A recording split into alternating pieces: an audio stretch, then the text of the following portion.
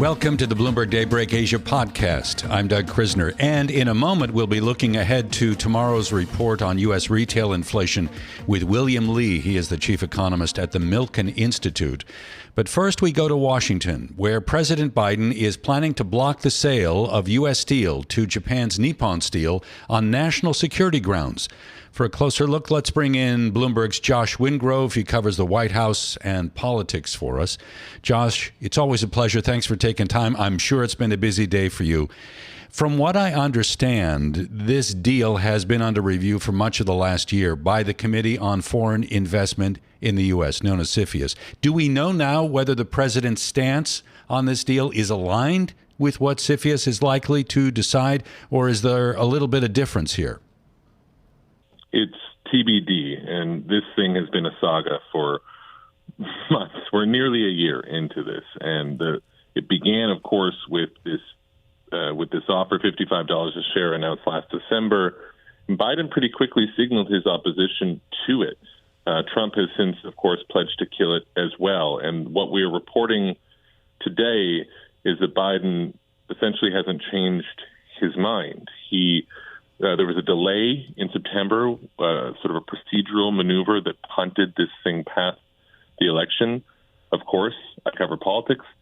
Things change after elections. You never know. And so that sort of fueled a lot of questions as to where things stood, what the process was, and where things were going to end up. And our reporting here is sort of threefold in this latest story. One is that Biden still plans to block it once it reaches his desk from this review.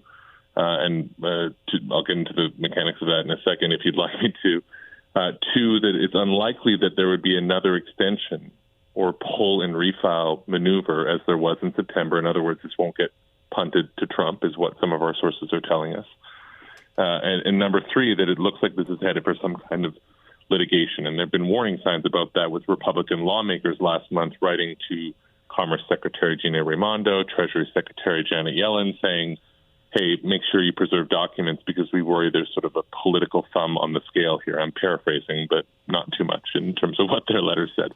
So that's the latest on this, of course. So you have both presidents, pledging to varying degree to block it. Biden has never publicly said, hey, I'm going to block this thing, full stop. What he said is that it will remain domestically owned, guaranteed, and that is, of course, pretty strong signal of where he lands. Trump says over and over, including as recently as last week, that he'll block it if it's still an active file once he takes office next month. So before we get to the issue of litigation, I'm wondering whether there's any room for negotiation. Yesterday, we learned that Nippon made a final push, essentially, and the company released a letter that was sent to U.S. Steel. This was done, I guess, after meeting with union leaders, and it makes the $1.4 billion commitment for capital expenditures legally binding. Does that do anything at all to try to create maybe a deal that could survive?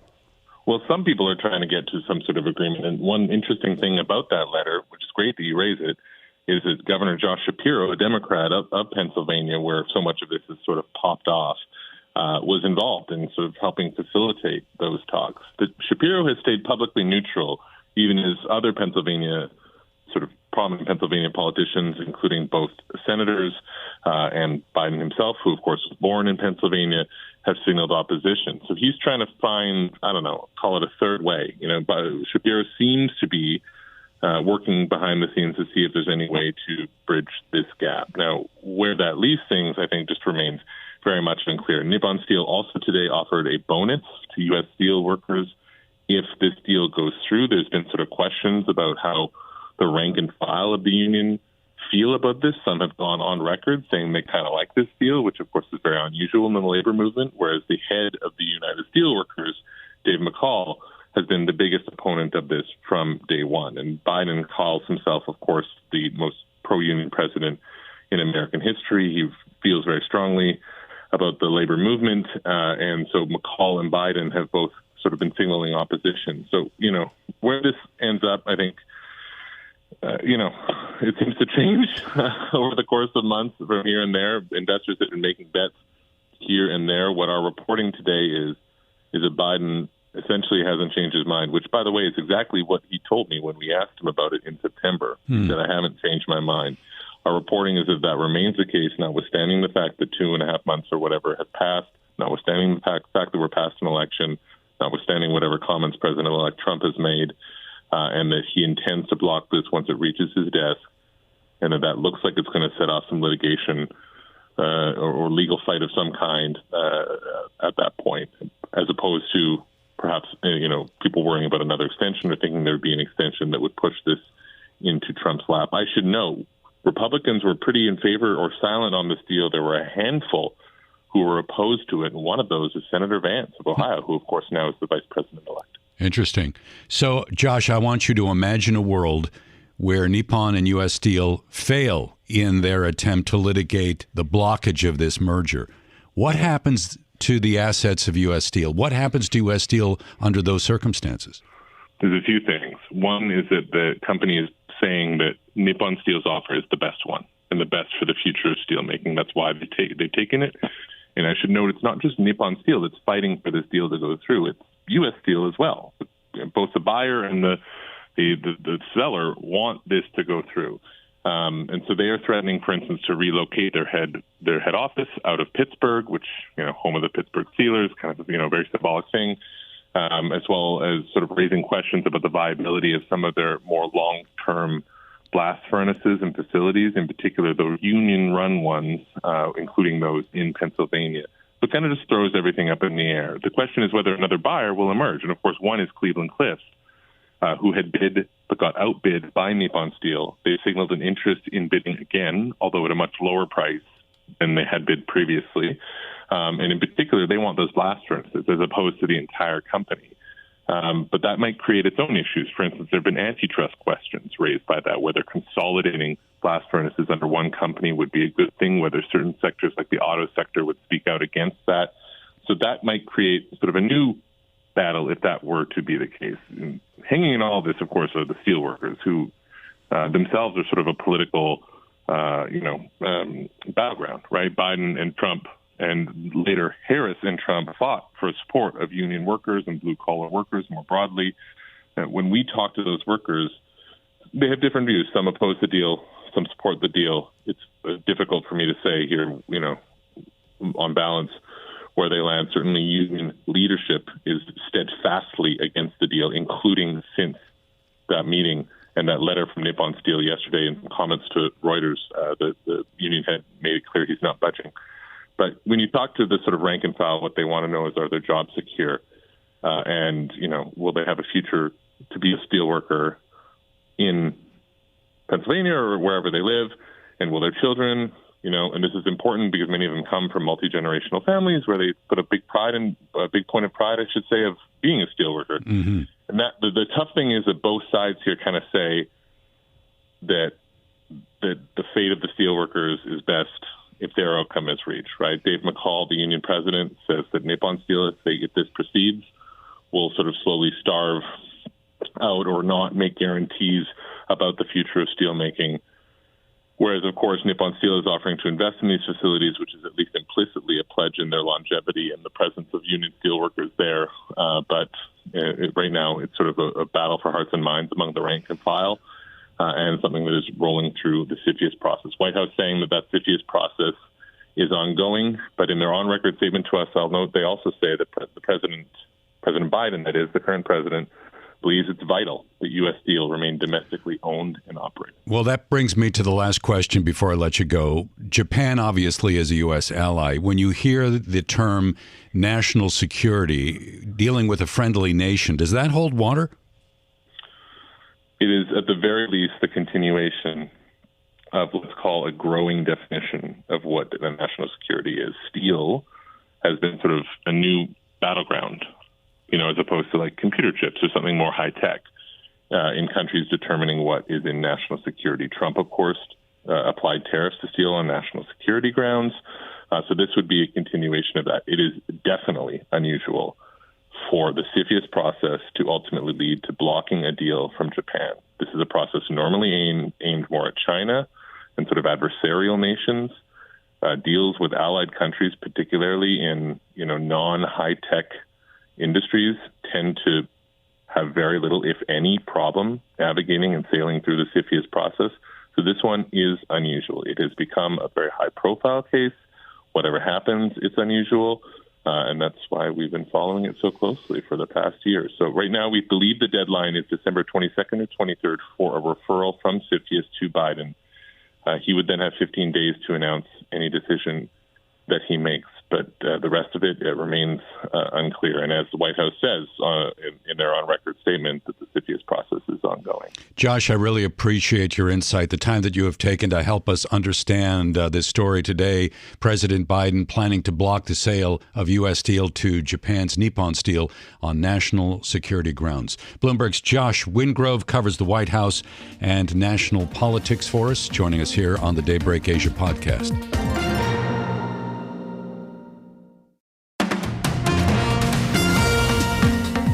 Welcome back to the Daybreak Asia podcast. I'm Doug Krisner. Markets are bracing for tomorrow's report on U.S. retail inflation for the month of November. This is the last key inflation data point before next week's Fed meeting. For a closer look now, let's bring in William Lee. He is the chief economist at the Milken Institute. Bill joins us from Henderson, Nevada. Bill, thank you for being with us. It's always a pleasure. Let's talk about what you're expecting to see in that CPI print tomorrow. What are you expecting to see? I'm hoping that the services will start to come down a little bit, even though that people were blaming most of the high inflation rate on housing and the rent's not coming down. If you exclude rent from the PCE deflator, which is the Fed's favorite measure, you'll see that inflation is running about 3.75%, well above the 2% target. So it's not just housing that's keeping inflation up. It's all of the costs of living items that cause people to be voters of, in favor of President Trump instead of re-electing President Biden. They just felt that they just couldn't make ends meet. Car insurance, auto repairs, all of the services, the doctors and medical services that people require, the educational services, they are all going at a very rapid clip. And I think the Fed is right to be concerned that even though we are on a downward path, the path itself is going incredibly slowly. So do you think that everything that you described can be addressed through tighter monetary policy, or is there something else at work right now that the Fed is not really capable of controlling effectively? There are for sure a lot of one-off items. The auto insurance rates have really popped up like crazy because of all of the disasters we've had that are weather related. Also, the insurers are saying, well, the price of repairing a car has just gone up so much more now that we need to raise our insurance rates. So these kind of items, I think, are understandable. But when there are so many of them and they all accumulate, that's when the Fed says, well, there may be more going on here than just one-off events. So that's why I think they're starting to get a little bit more cautious, and they want to see much more evidence that the items that really affect people's cost of living are starting to come down in a clear path toward 2%. But if we see tomorrow in this CPI print that inflation, in fact, at the retail level is a little stubborn, does it change the Fed's thinking? I'm looking at the swaps market right now, still projecting an 80% probability of a quarter-point cut at the December meeting. Does that kind of square with your thinking? It squares exactly with what I'm thinking, because right now, I think we're far enough from what everyone would consider neutral that the Fed feels that it really has to continue its downward course because even though most of the economy seems to be doing quite well, there are sufficient numbers of small businesses and companies that are having a hard time finding the right number of customers without having to discount a lot of their services and other prices. So I think demand is very strong out there, and the Fed feels that they need to lower the rates to start with a four handle before they can feel comfortable that we are approaching that level of neutrality where they can pause a bit. So I'm guessing that they're going to continue with the rate cuts this December and possibly pause in January if we still see stubborn inflation and we see the labor market still hanging in there in a very strong clip. Although I've been on your show many times to warn our listeners that the labor market itself is very deceptive in its numbers. The payroll numbers are averaging 150, 200,000. But the household survey that measures the number of new people getting jobs, that has averaged about 35,000 per month over the last year. So we really haven't had a lot of new people getting jobs, but a lot of people who are getting jobs or who have jobs are getting second and third jobs because so many can't make ends meet. And so we really are in a bifurcated economy in the United States where a lot of the people who have assets. And by the way, we're only talking maybe 20% of the population that own 75% of the stock market and pension wealth out there. So those people are doing quite well. But those majority of voters out there who said, I am having trouble making ends meet, they're the ones I think the Federal Reserve is keeping an eye on and saying, we need to keep inflation control. Even if inflation rises at 2%, prices are still rising. It's not helping lower the cost of living. And I think that's a social issue that all policymakers have to address. So as we know, President-elect Trump will take office mid-January. What are you hearing from the incoming administration in terms of economic policy that may lead you to be a little concerned about the direction of inflation from here forward? Well, on the positive front, I think the talk of deregulation and reducing the presence of government in the economy is a good thing. When he first entered office, he cut a whole bunch of regulations that lowered the cost of living for so many companies out there, which is in some ways spurred the huge stock market boom that people were anticipating to happen again. The other, on the bad news front, people would say, oh my God, this man is going to go nuts and create all these tariffs and raise prices of imports, and that'll collapse international trade, and that'll be the end of the world. I have a slightly different take than that, to be quite honest. I've talked to a lot of advisors who are going into the Trump administration, people who were in the Oval Office during the first Trump administration when he was actually doing the tariffs. And I think the take I have is that President Trump uses a tariff as a bargaining chip. It's a way of coming to the negotiating table with a very tough opening and saying, look, if you don't start to concede some trade issues and start to play ball with us, you're going to face losing the U.S. market. And I'm going to raise tariffs to the point where nobody will want to buy your stuff. So they're saying that to the Chinese, they're saying that to our European allies and saying, okay, now what is it that we can do? Well, remember, President Trump got elected on the platform that he wants to create more jobs and higher paying jobs in the United States. That's really the bulk of it. And so if people are willing to invest in the United States and create some of their factories here and create new jobs that are high paying jobs, I am absolutely sure that they will either face much lower tariffs, if any, or they'll be given a bargain where a lot of their manufacturing will be exempt and the imported parts they need to manufacture in the United States will also be exempt. And I think that's one way of seeing how tariffs will not really raise the cost of living for American citizens. I'm glad that you mentioned the tariff issue because Chinese exports, we learned this just the other day, up in the month of November at a rate of 6.7%. It appears as though a number of companies were rushing to get goods to the U.S. before new tariffs presumably take effect. And the other thing that has been happening in China, as you well know, that Beijing has been using some of the most direct language yet on economic stimulus. The focus here is not only on monetary easing, but fiscal policy aimed at increasing domestic consumption. Are you confident in China's ability to get out of this rut that the economy has been in for years, particularly considering the level of deflation that China has been in for more than 2 years now? That's a great point. Getting to the first part of your question about the Chinese exports, that has been an integral part of their strategy to try to revive their economy post-COVID. They've been hoping that by exporting, especially using their excess capacity to produce stuff at low prices, they'd be able to increase their market shares in Europe and Latin America and even the United States. And I think what President Xi is realizing is that if the U.S. market really is becoming off limits as direct exports into the U.S. market because of the potential use of tariffs, his next strategy is, okay, we need to stimulate domestic consumption, but he's doing it in a strange way. He's doing it by saying, we also want to create better jobs in China. We want to have these high-tech industries that are high-paying jobs because we already recognize that we're losing a lot of the low-paying jobs to cheaper places in Asia in which to produce. So Chinese factories are moving out very, very rapidly for these lower cost of living places. So instead, he's saying, let's subsidize these high-tech industries and high value-added activities that create high-paying jobs for our people. By giving our people high-paying jobs, we're going to have much more consumption. And that is, if you remember your Econ 101, that's exactly what the U.S. did before the 1930s. There was a true belief that supply will create its own demand, something called Say's Law. John Maynard Keynes came along and said, in a time when people are concerned about the future, they're concerned about their jobs and their income, people are not going to be spending. They're going to be saving all of that extra income. And what we need is direct government stimulus on the demand side. That's something President Xi has not accepted. I think because I'm told by my friends in China that President Xi has an aversion for direct payments into households because he thinks it promotes laziness and promotes all sorts of bad habits. And so instead, he's stimulating the supply side.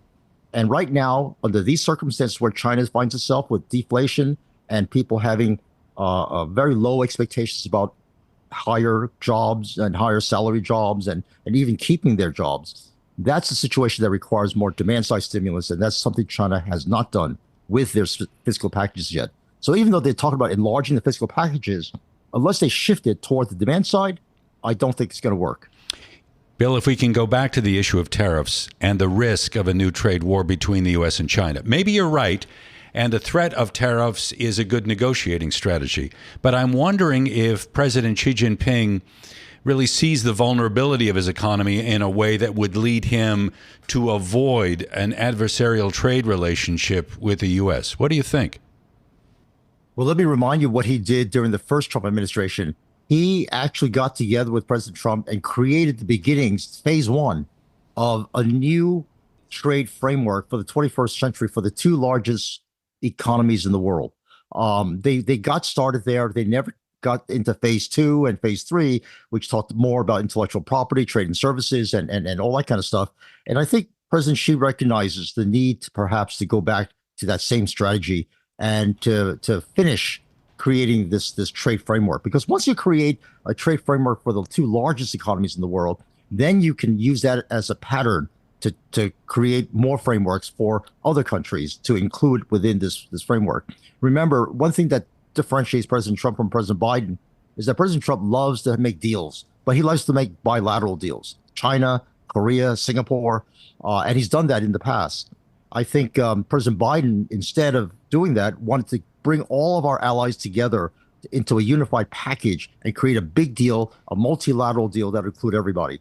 I think President Xi recognized the new negotiating regime in which the United States is going, and I think he's going to be very motivated to try to create and finish that 21st century trade framework for the United States and China. Bill, it's always a pleasure. Thank you so much for making time to chat with us. He is William Lee, the chief economist at the Milken Institute, joining us here on the Daybreak Asia podcast.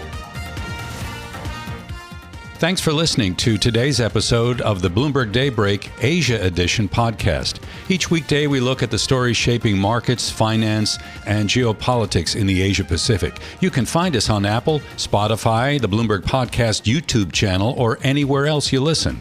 Join us again tomorrow for insight on the market moves from Hong Kong to Singapore and Australia. I'm Doug Krisner, and this is Bloomberg.